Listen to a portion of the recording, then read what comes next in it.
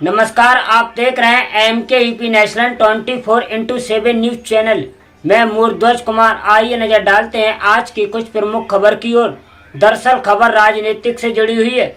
आपको बताते चले 2024 लोकसभा चुनाव तीसरे चरण मतदान के लिए अब कुछ दिन शेष ही रह गए हैं, जिसके चलते हुए सभी राजनीतिक पार्टियों के स्टार प्रचारक अपने अपने प्रत्याशी के समर्थन में लगातार जनसभा को संबोधित करते हुए नजर आ रहे हैं। इसी बीच उत्तर प्रदेश के डिप्टी सीएम केशव प्रसाद मौर्य जनपद कासगंज के कस्बा सिरपड़ा ब्लॉक में एटा कासगंज लोकसभा सीट से भारतीय जनता पार्टी के प्रत्याशी राजवीर सिंह उर्फ राजू भैया के समर्थन में एक जनसभा को संबोधित किया है। वहीं जनसभा को संबोधित करते हुए उत्तर प्रदेश के डिप्टी सीएम केशव प्रसाद ने नारा दिया है कि यूपी में बज रहा है मोदी जी का डंका, सपा कांग्रेस बसपा की जल रही है लंका। यह नारा देते हुए इंडिया गठबंधन कांग्रेस बसपा अन्य दलों पर जमकर हमला बोला है। वहीं जनसभा में सैकड़ों की संख्या में भारतीय जनता पार्टी के समर्थक एवं कार्यकर्ता लोग मौजूद रहे। मैं आपके साथ हूं अखिलेंद्र कुमार गुप्ता। वक्त हो चला है आज की ताजा तरीन अहम खबरों का, तो आइए रुक करते हैं आज की विशेष खबर की ओर। खबर उत्तर प्रदेश के जनपद कासगंज से है, जहां deputy CM Keshav Prasad Maurya UP में मोदी जी का बज रहा है डंका, सपा और बसपा कांग्रेस की जल रही है लंका। 2024 लोकसभा चुनाव तीसरे चरण मतदान के अब कुछ दिन ही शेष रह गए हैं, जिसको लेकर सभी राजनीतिक पार्टियों के स्टार प्रचारक अपने अपने प्रत्याशियों के समर्थन में प्रचार करने के लिए जनसभाएं लगातार करते नजर आ रहे हैं। जनपद कासगंज के सिरपुरा ब्लॉक में उत्तर प्रदेश के डिप्टी सीएम केशव प्रसाद मौर्य ने एटा 22 लोकसभा सीट से बीजेपी प्रत्याशी राजवीर सिंह उर्फ राजू भैया के समर्थन में एक जनसभा की। वहीं मंच से जनता को संबोधित करते हुए डिप्टी सीएम ने इंडिया गठबंधन पर जमकर बोला हमला और जनता को यह नारा दिया कि यूपी में मोदी जी का बज रहा है डंका, सपा बसपा और कांग्रेस की जल रही है लंका। अब की बार 400 पार डिप्टी सीएम केशव प्रसाद करने कहा। समाजवादी पार्टी को समाप्तवादी पार्टी बनाना है, कांग्रेस से मुक्त भारत होगा। नरेंद्र मोदी तीसरी बार प्रधानमंत्री बनने से कोई रोकने के लिए भ्रष्टाचार में डूबे हुए लोगों का गठबंधन बना है। इनकी गठबंधन की गांठ खोल दो और जनता से अपील करते हुए कहा कि अपने प्रत्याशी भरपूर समर्थन दें और ज़्यादा से ज़्यादा वोटों से जीतकर तीसरी बार सांसद बनाकर भेजें। आपको बताते चलें कि जनपद कासगंज में एटा लोकसभा सीट के लिए 7 मई को तीसरे चरण का मतदान होना है। सभी राजनीतिक पार्टियों के स्टार प्रचारक अपने अपने प्रत्याशियों के समर्थन में जनसभाएं कर रहे हैं।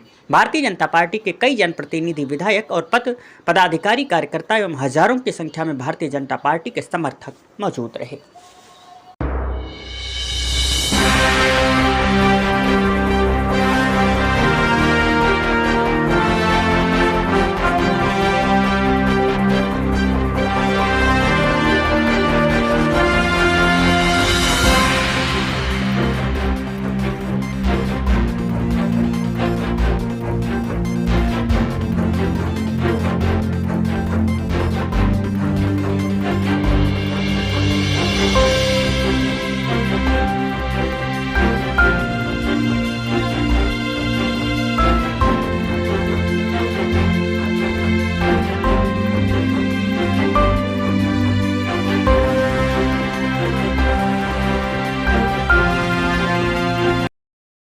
सरकार बनने के बाद जब माननीय नरेंद्र मोदी जी देश के प्रधानमंत्री बन गए, मैं भी राजू भैया जी के साथ भूतपूर्व लोकसभा से सांसद बनकर के गया था।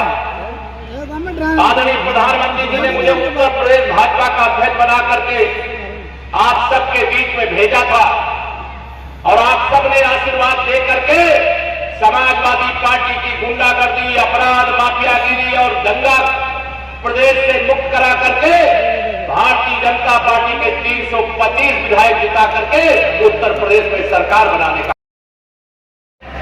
तो तुम्हें यह सहन नहीं हो रहा है।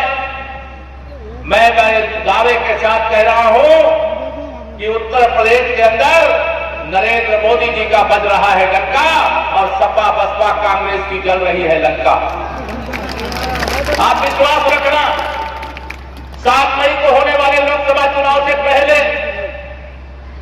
इस समय कांग्रेस के काले कारनामे उजागर हो रहे हैं।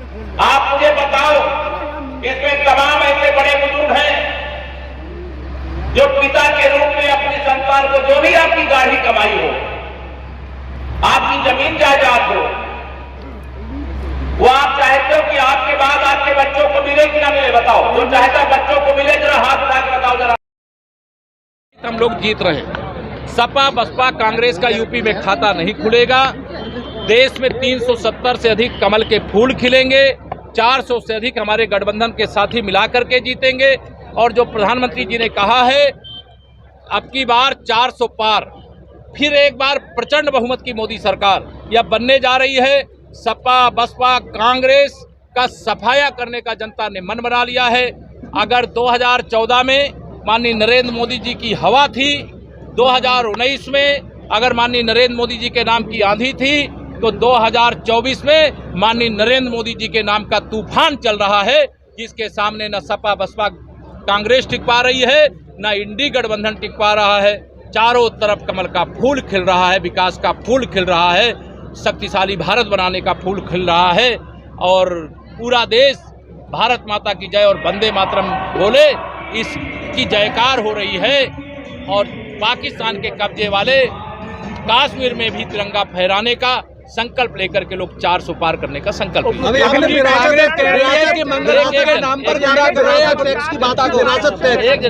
आपने विरासत टैक्स गांधी जी, श्रीमती सोनिया गांधी जी, सुपर प्रधानमंत्री थी मनमोहन सिंह जी के समय, इनके सलाहकार श्री सैम पित्रोदा जी ने कहा है कि अमेरिका में जो विरासत का टैक्स लगता है वो भारत में वह टैक्स लगाने का, अर्थात जो आप अपने बच्चों के लिए जीवन भर जुटावें, जैसे आप भगवान आप शतायु करें दीर्घायु करें, लेकिन आपके नहीं रहने पर उसमें से भी आधा कांग्रेस छीनना चाहती है। हम देश को लूटने नहीं देंगे, देश में जजिया कर जैसा कोई कर लगने नहीं देंगे, कांग्रेस को पनपने नहीं देंगे। श्री राहुल गांधी जी के कुंडली में अब प्रधानमंत्री बनने का योग नहीं है और श्री अखिलेश यादव जी की कुंडली में मुख्यमंत्री बनने का योग नहीं है। मुझे एक मेरे ज्योतिषी मित्र ने बता दिया है, तब से मैं निश्चिंत हूं कि 400 पार होने का जो बयान दिया था प्रधानमंत्री मोदी जी ने। देखिए, कांग्रेस ने इस देश से क्या क्या कहा है।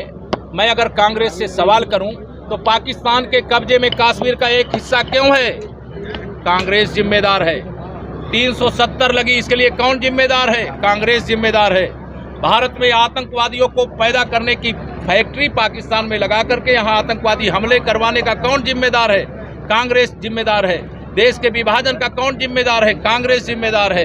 62,000 वर्ग किलोमीटर जमीन चीन को थाली में सजा करके सौंप दिया इस कांग्रेस की सरकार के समय, कांग्रेस जिम्मेदार है। मुस्लिम तुष्टीकरण की राजनीति कांग्रेस ने किया। धर्म के आधार पर आरक्षण नहीं दिया जा सकता, भारत रत्न बाबा साहब अम्बेडकर ने कहा। और यह आरक्षण देने का काम जहां इनकी सरकार होती है वहां वादा करते हैं, प्रयास करते हैं। भारतीय जनता पार्टी ने कहा कि धर्म के आधार पर आरक्षण नहीं होने देंगे, दलितों के, पिछड़ों के, आदिवासियों के हित को ग्रहण नहीं लगने देंगे, तो नहीं लगने देंगे। कोई नाराज नहीं है, सब प्रसन्न है, सब कमल का बटन दबा रहे हैं। जो नाराज हैं उनसे अपील है कि यह नाराजगी का समय नहीं है, भारत को विश्व गुरु बनाने का समय है, दुनिया में नंबर 1 बनाने का समय है। जो कोई नाराजगी होगी 4 जून के बाद आवे, उनकी हर नाराजगी को दूर किया जाएगा। और आपके बीच में कोल्ड वॉर चल रहा है, वो कहते हैं, आप कहते हैं समाजवादी पार्टी है, साइकिल पंचर हो जाएगी, वो कहते हैं पंचर की दुकान खुलवा। देखिए, मैंने कहा मैं उनकी गाली का जवाब गाली से नहीं दूंगा। मैंने लोगों से अपील किया, उनकी गाली का जवाब कमल का बटन दबा करके, तीसरी बार मोदी जी को पीएम बना करके, राजू भैया को एटा से, रिकॉर्ड वोटों से सांसद बना करके देने का काम करिए। उनकी गाली का जवाब अब कमल के फूल से। यूट्यूब पर लाइव खबरें देखने के लिए MK UP national 24x7 news channel को सब्सक्राइब करें और ज़्यादा से ज़्यादा शेयर करें।